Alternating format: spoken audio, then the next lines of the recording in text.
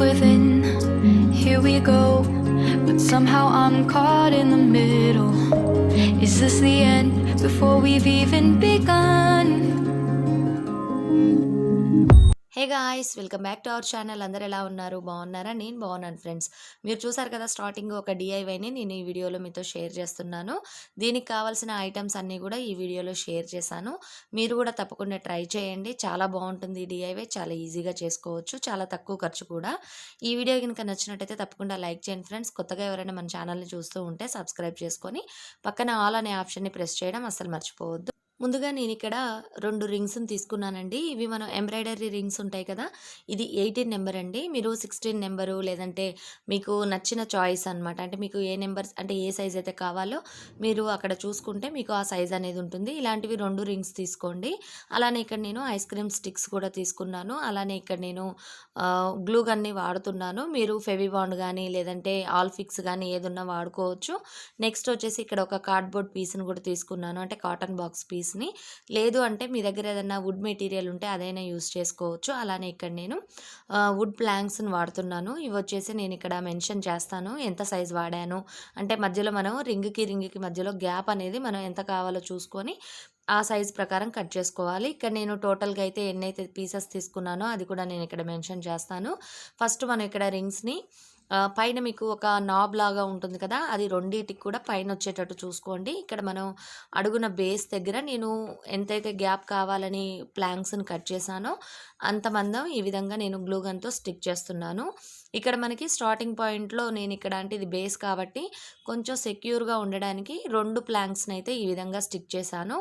ఆ తర్వాత ఇక్కడ మనం ఇక్కడ ఒక షెల్ఫ్ లాగా క్రియేట్ చేయాలి కాబట్టి ఇక్కడ చూస్తున్నారు కదా వీడియోలో, నేను ఈ విధంగా మెజర్ చేసుకొని ఫస్ట్ ఒక సైడ్ అయితే నేను స్టిక్ చేశాను.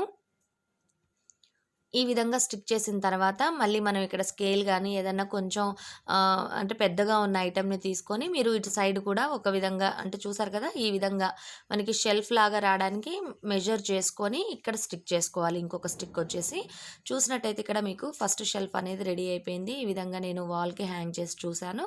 నెక్స్ట్ ఇక్కడ నేను సెకండ్ షెల్ఫ్కి కూడా మెజరింగ్స్ తీసుకొని ఈ విధంగా వుడ్ ప్లాంక్స్ని అయితే అంటించేసాను. చూసారు కదా, చాలా స్ట్రైట్గా ఉంది.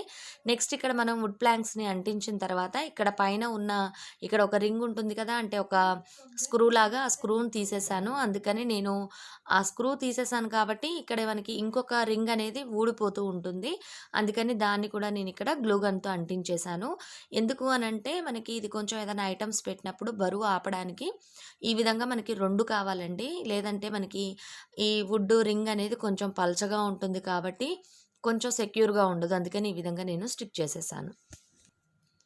నెక్స్ట్ ఇక్కడ నేను షెల్ఫ్లకి అంటే మనం ఇందాక ఎక్కడైతే మనం స్టిక్స్ అవి పెట్టామో అక్కడ షెల్ఫ్ లాగా మనం పెట్టాలి కాబట్టి నేను దాన్ని మెజర్ తీసుకున్నాను. చూసారు కదా వీడియోలో, ఈ విధంగా నేను కార్డ్బోర్డ్ పీస్ని కట్ చేశాను. మీరు కార్డ్బోర్డ్ పీస్కి బదులు పిల్లలకి ఎగ్జామ్ ప్యాడ్స్ ఉంటాయి కదా, అవైనా తీసుకోవచ్చు. లేదు అంటే రైటింగ్ ప్యాడ్స్ ఉంటాయి కదా, వాటినైనా సరే మీరు తీసుకొని కట్ చేసుకోవచ్చు. నేను ఇక్కడ కార్డ్బోర్డ్ పీసెస్ తీసుకున్నాను కాబట్టి అవి కొంచెం సెక్యూర్ చేయడానికి 2 పీసెస్ని అటాచ్ చేస్తున్నాను.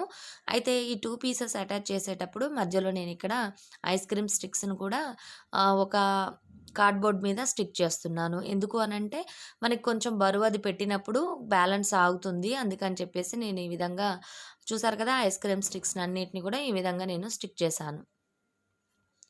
ఫైనల్గా ఈ విధంగా కంప్లీట్ అయిన తర్వాత మనం నెక్స్ట్ కార్డ్బోర్డ్ని మళ్ళీ పైన అంటించాలి.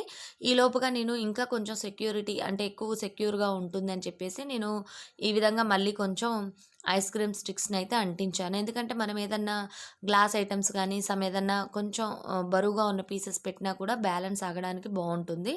నెక్స్ట్ ఇక్కడ నేను ఇంకొక కార్డ్బోర్డ్ పీస్ను కూడా స్టిక్ చేసేసుకుంటున్నాను.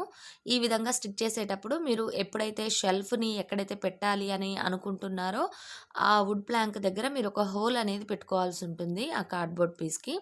నెక్స్ట్ ఇక్కడ నేను గ్లూ గన్తో అంటించాను కదండి ఈ వుడ్ ప్లాంక్స్. ఇవేంటంటే మనకి గ్లూ గన్ అనేది అంత స్ట్రాంగ్గా ఉండదు. అందుకని ఇక్కడ నేను థ్రెడ్తో కట్టేస్తున్నాను. చూసారు కదా, ఇక్కడ థ్రెడ్తో ఈ విధంగా కొంచెం కింద నుంచి అంటే మనం ఎక్కడైతే వుడ్ ప్లాంక్ పెట్టామో అక్కడ నుంచి కాకుండా ఒక 1 ఇంచ్ కింద నుంచి మనం ఈ విధంగా పురుకోస్ తాడుని కానీ లేదంటే ఏదన్నా ఊల్ని కానీ ఏదన్నా కొంచెం టైం దారం కానీ ఇలాంటివి ఏమన్నా ఉంటే మీరు ఈ విధంగా స్టిక్ చేసుకోవాలి. చూడండి ఇక్కడ వీడియోలో నేను ఏ విధంగా స్టిక్ చేశానో చూపిస్తున్నాను నేను మీకు. ఇది ఎందుకు అనంటే చెప్పాను కదా ఎక్స్ట్రా సెక్యూరిటీ అన్నమాట. ఎందుకంటే గ్లూ గన్ను అంత స్ట్రాంగ్‌గా ఉండదండి. అది ఆరిపోయే కొద్దీ కూడా మనం బరువు పెట్టినప్పుడు ఊడిపోయే ఛాన్సెస్ ఉంటాయి. అందుకని ఇక్కడ వీడియోలో చూసినట్టయితే మీకు అర్థమవుతుంది. ఈ విధంగా మనం కొంచెం ఎక్స్ట్రా సెక్యూరిటీ కోసం ఈ విధంగా మనం స్టిక్ చేసుకోవాలి. ఈ విధంగా మొత్తం టోటల్‌గా మనం ఎక్కడైతే వుడ్ ప్లాంక్స్ అంటించామో అక్కడ మొత్తం గూడా నేను ఈ విధంగా అన్నిటికి గూడా పురుకోస్ తాడుతో సెక్యూర్ చేసేసాను. చూసారు కదా ఫైనల్‌గా అన్ని వైపులా ఈ విధంగా వేశాను. ఇది చూడ్డానికి మీకు ఏంటి ఇలా ఉంది అని అనుకోవద్దు. పెయింట్ వేసుకుంటాం కాబట్టి చాలా నీట్‌గా ఉంటుంది. లేదు అంటే మీరు యాజ్ ఇట్ ఈజ్ ఈ విధంగా ఉంచినా కూడా చాలా బావుంటుంది. ఎందుకంటే ఇప్పుడు బ్యాంబూ స్టిక్స్ గానీ, జూట్ థ్రెడ్స్‌తో చేసిన డీఐవైస్ చాలా ఫ్యాషన్ అయిపోయినాయి కాబట్టి మీకు ఆ విధంగా ఉన్నా కూడా చాలా క్లాస్‌గా ఉంటుంది లుక్ అనేది. నెక్స్ట్ ఇందాక మనం ఇక్కడ కార్డ్‌బోర్డ్ పీసెస్‌తో 2 షెల్ఫ్‌లు తయారు చేశాం కదా! వాటిని కూడా నేను పేపర్‌తో ర్యాప్ చేశాను. నెక్స్ట్ ఇక్కడ నేను ఆహ్, పెయింట్ వేస్తున్నాను. ఇక్కడ మీరు యాక్రిలిక్ పెయింట్ అయినా వేసుకోవచ్చు. లేదు అంటే ఇక్కడ నేను ఆయిల్ పెయింట్ వేస్తున్నాను. యాక్రిలిక్ పెయింట్ వేస్తే ఏంటంటే త్వరగా డ్రై అయిపోతుంది గానీ, మనం క్లీన్ చేసినప్పుడు తడి క్లాత్‌తో ఆ పెయింట్ అనేది పోతుంది. అందుకని నేను ఇక్కడ ఆయిల్ పెయింట్స్ తీసుకున్నాను. ఏషియన్ పెయింట్స్ ఉంటాయి కదా! అంటే మనం ఇళ్ళ ముందు ముగ్గులు వేసుకునేవి అది తీసుకున్నాను. ఒక కొంచెం పెద్ద బ్రష్ కూడా తీసుకోండి. నెక్స్ట్ ఇక్కడ నేను టర్పంటాయిల్ యూజ్ చేస్తున్నాను. ఇదేంటంటే పెయింట్ అనేది మనకి ఈజీగా స్ప్రెడ్ అవ్వడానికి, కొంచెం గట్టిగా ఉందనుకోండి అంటే కొంచెం థిక్‌గా అయినప్పుడు పల్చగా చేసుకోవడానికి వాడుకుంటారు. కిరోసిన్ అయినా వాడొచ్చు. ఆయిల్ పెయింట్స్‌లో మాత్రం వాటర్ అనేది యూజ్ చేయకూడదు అందుకని. నెక్స్ట్ ఇక్కడ నేను ఇందాక మీకు థ్రెడ్స్ అవన్నీ కూడా కట్టాం కదా! అవి మనం పెయింట్ వేసేటప్పుడు అంతా బూరు బూరుగా వచ్చేస్తుంది పీసులు పీసులుగా. అందుకని దాన్ని నేను క్యాండిల్‌తో ఆ విధంగా నేను కొంచెం లైట్‌గా హీట్ తగిలించడం వలన ఎక్స్ట్రా ఉన్న పురుకోస్ అంతా కూడా వచ్చేస్తుంది. నీట్‌గా ఉంటుంది ఫినిషింగ్ అనేది.